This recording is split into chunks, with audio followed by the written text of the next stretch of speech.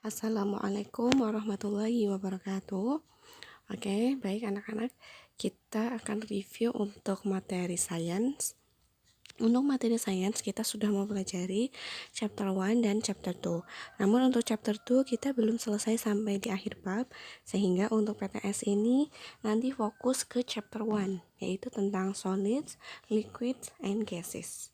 Ingat-ingat lagi, solids itu benda padat, liquids itu benda cair, and gases itu benda gas. Nah, yang sudah kita pelajari di chapter ini, yang pertama yaitu what is matter, apa itu materi. Nah, materi itu all living and non-living thing. Jadi materi itu semua benda hidup dan benda mati. Nah, jadi benda hidup contohnya ada hewan, ada apa lagi? Tumbuhan. Nah, itu termasuk matter atau materi, ataupun non living thing atau benda mati seperti mungkin pasir, batu, terus kursi yang terbuat dari kayu. Nah, itu adalah materi. Jadi, benda hidup dan benda mati, atau makhluk hidup dan benda mati. Nah, untuk yang di halaman 5 ini, what is mass? Apa itu massa atau berat? Jadi, materi itu harus memiliki massa. Nah, harus memiliki berat. Contohnya di sini ada golf ball sama table tennis ball. Di sini dua benda ini memiliki massa, memiliki berat. Namun dua benda ini diperbandingkan mana yang massanya lebih berat. Nah, dilihat mana timbangannya yang condong ke bawah. Nah, ternyata golf ball berarti yang massanya lebih berat itu adalah golf ball, bukan table tennis ball. Nah, di sini kita juga bisa melihat massa dari benda itu dengan melihat di kemasannya. Misalkan roti tertera 500 gram, berarti massanya adalah 500 gram. Nah, di sini ada dumbbell itu 1 kilo. Nah, juga bisa lihat dengan melihat timbangannya itu menunjuk angka berapa. Nah, kalau ini orange ini ternyata ada tulisannya 165 gram, berarti massa dari orange ini adalah 165 gram. Nah, selain materi harus memiliki massa, juga memiliki volume atau volume. Volume itu biasanya ukurannya menggunakan liter, ya, liter. Nah, kalau susu ini ternyata 240 ml. Nah, kalau minyak ini 1,5 liter. Nah, terus juga kita bisa melihat volume dari liquid atau cairan itu menggunakan measuring cylinder atau gelas ukur. Di sini udah ada takarannya berapa mili, sudah bisa dilihat. Nah, yang ini kita kemarin belajar tentang bagaimana mengetahui volume dari benda padat, ya. Di sini kita melihat volume air yang pertama itu 30 cm kubik. Nah, setelah dimasukkan marble ternyata menjadi 35 cm kubik. Nah, berapa volume dari benda padat ini atau marble ini? Caranya itu volume akhir atau yang sudah dikasih marble dikurangi dengan volume awal. Berarti 35 dikurangi 30 sama dengan 5 cm kubik. Jadi volume dari marble-nya adalah 5 cm kubik. Nah, di sini halaman ini kita membahas tentang yang halaman 9 itu apakah cahaya itu termasuk materi. Nah, kalau cahaya itu tidak memiliki massa, ya. Dan apakah juga bayangan itu materi? Bayangan pun juga tidak memiliki massa.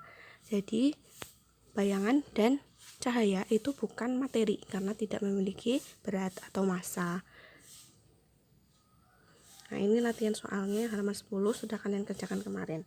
Nah, untuk yang halaman 11 di sini what are the state of matter? Apa bentuk dari materi? Nah, yang pertama itu ada solid, kedua liquid, terus ada gas. Nah, yang pertama kita bahas tentang what properties does a solid have? Apa ciri-ciri yang dimiliki dari solid atau benda padat. Nah, yang pertama itu kita lihat di sini ada marble dimasukkan ke beberapa tempat yang berbeda bentuknya. Ternyata marble-nya itu tidak berubah ya bentuknya, tidak mengikuti tempatnya.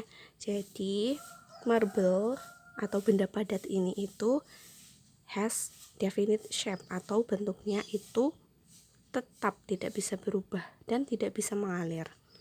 Nah, bagaimana cara untuk mengubah bentuk dari solid? Nah, yang pertama kita bisa memukulnya, memukul benda padat itu sehingga bisa rusak atau meremasnya seperti botol ini. Yang awalnya botolnya bentuknya sempurna, kita remas jadi penyok. Nah, itu cara mengubah bentuk dari solid. Nah, di sini ada gambar orang sedang menekan batu bata. Nah, apakah batu bata ini bisa dikompres atau dipadatkan? Ternyata tidak ya, tidak bisa karena solid atau benda padat itu has definite shape dan has definite volume. Jadi tetap tidak berubah volumenya, tidak berubah bentuknya. Seperti itu. Nah, untuk yang halaman 13 itu what properties does a liquid have? Apa sih ciri-ciri dari liquid atau benda cair? Nah, di sini kita masukkan cairan biru ke berbagai tempat. Ternyata cairan ini mengikuti bentuk dari tempatnya. Ya, kalau bentuk tempatnya kecil seperti yang pertama, ia mengikuti tempat itu, dan jika bentuknya bulat seperti yang nomor 3, ia mengikuti seperti itu. Jadi, liquid itu mengikuti bentuk tempatnya. Ya. Tidak memiliki bentuk yang tetap seperti padat tadi, bisa berubah sesuai tempatnya dan bisa mengalir. Nah, apakah cairan itu memiliki volume yang tetap? Nah, ini percobaannya ya. Nah, ternyata setelah menggunakan suntikan ini terus ditekan dengan kuat dan atasnya ditutup, ternyata sangat kuat ya, tidak berubah atau volumenya itu tidak berkurang. Jadi liquid itu has definite volume atau memiliki volume yang tetap dan tidak bisa dikompres atau dipadatkan. Nah, untuk yang ketiga halaman 16 ini what properties does a gas have? Apakah ciri-ciri dari gas? Nah, di sini ada berbagai balon, bentuknya berbeda-beda.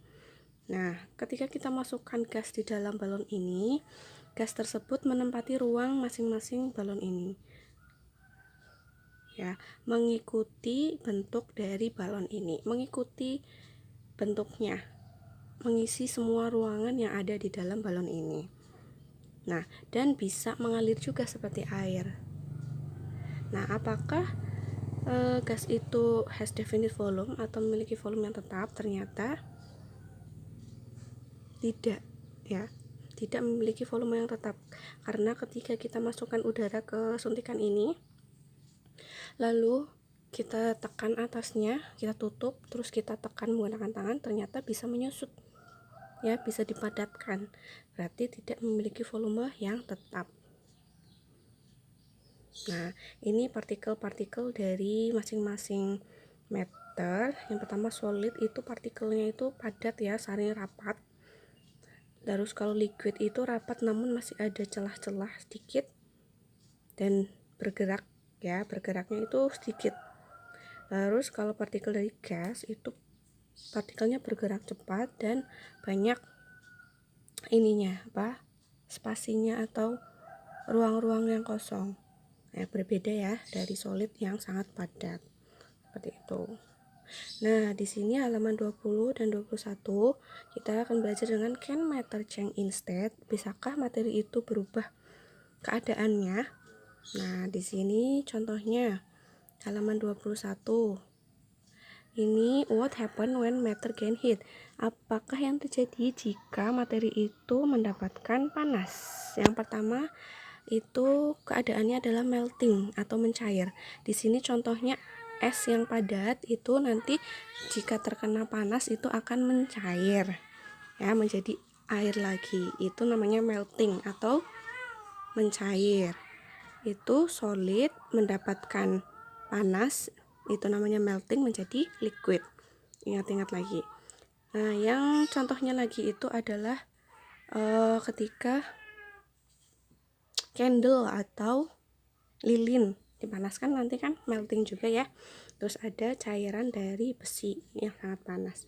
Nah, untuk yang halaman 23 itu adalah boiling.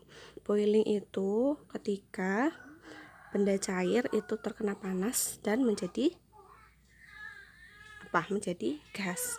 Nah, di sini liquid mendapatkan panas itu namanya boiling, itu menjadi gas. Terus yang selanjutnya itu condensation. Condensation itu ketika gas kehilangan panas, itu namanya condensation menjadi liquid. Nah, yang keempat adalah freezing, yaitu ketika benda cair liquid lost heat atau kehilangan panas, itu namanya freezing, itu menjadi solid atau benda padat. Nah, itu 4 keadaan materi itu bisa berubah. Yang pertama karena bisa melting, kedua boiling itu kalau terkena panas, terus yang kehilangan panas itu condensation dan melting, seperti itu. Bisa dipahami ya. Sebelum PTS ini kalian pada pahami video ini. Kurang lebihnya mohon maaf. Wassalamualaikum warahmatullahi wabarakatuh.